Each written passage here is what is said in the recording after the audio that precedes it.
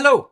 So today I'm going to talk about A Spell of Good Things by Ayobami Adebayo. My 11th read from the Booker long list. It's Booker season, baby. Set around themes of power, relationships, tradition, family tradition, class and poverty. Set in contemporary Nigeria, we follow two perspectives. Eniola, a schoolboy who is tall for his age, a schoolboy who looks like a man. Because his father has lost his job, Eniola spends his time running errands for the family and dreaming of a better life. Then there's Wuraola, a golden girl, the perfect child from a wealthy family. We meet her as an exhausted young doctor in her first year of practice. When a local politician takes an interest in Eniola and violence ensues at a family party, Wuraola and Eniola's lives are soon entwined. This book aims to shine a light on Nigeria and the gaping divide between the haves and the have-nots and the shared humanity that lives in between. Right, I am going to keep this one very short. Because I really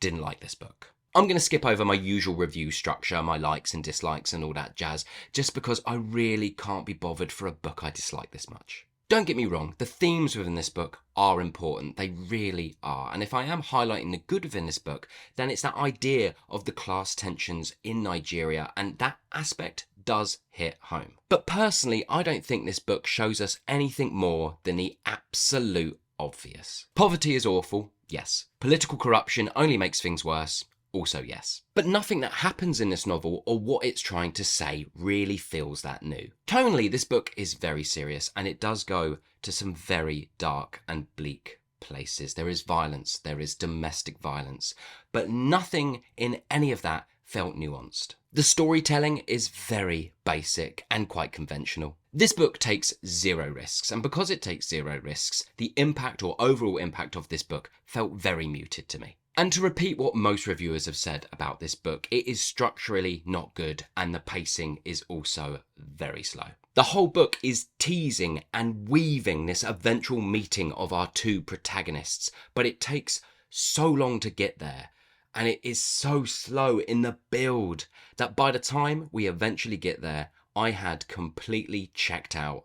I did not care. It was filled with so many unnecessary scenes and also so many unnecessary secondary characters. Characters that just to me felt a little bit shoved in to either push the plot or push the politic of what was happening around them. It just didn't feel that connected. And because of all these unnecessary things bogging it down, I just wasn't really able to connect to character that well. You might think I'm crazy, but I genuinely believe you could have taken the first half of this novel, completely got rid of it, and it actually wouldn't have damaged your experience of the rest that much. I'm probably going one step too far with that comment, but all that being said, I think there are some readers out there who will genuinely get a lot from this book. So please don't let me being burnt out on the Booker long list and expecting better from it discourage you from reading this book. If the themes and the blurb of this book entice you and are things that you have not read about before, then yeah, I think you are going to get something from this. I'm just being very jaded. But even if you are slightly well read, I think the themes and the storytelling within this book have all been done before and have been done so much better. I'm okay with stories and themes being repeated. If we were to look to Aristotle, there are only 7 stories that can ever be told. That has been disproved, but just go with me. But for me, if you are repeating things, then the form and the execution has to be creatively and thematically interesting, or just different, which this book isn't. Putting aside my own personal wish list of books that I would have liked to have been on the long list, when it comes to this book, there must have been something better. You can't tell me that there wasn't at least 50 to 100 options that were better than this book. There has to have been. I don't get it. I really don't get it. Why am I so angry? I don't know. I think I'm so angry because I always turn to the Booker list for literature that is a little bit different, that's challenging, that does new things. It's experimental. It teaches me things. It educates me. It lets me look at the world in a different way. I mean, I've said all these things before. I've been following the Booker list, I don't know, from about 2014, I think.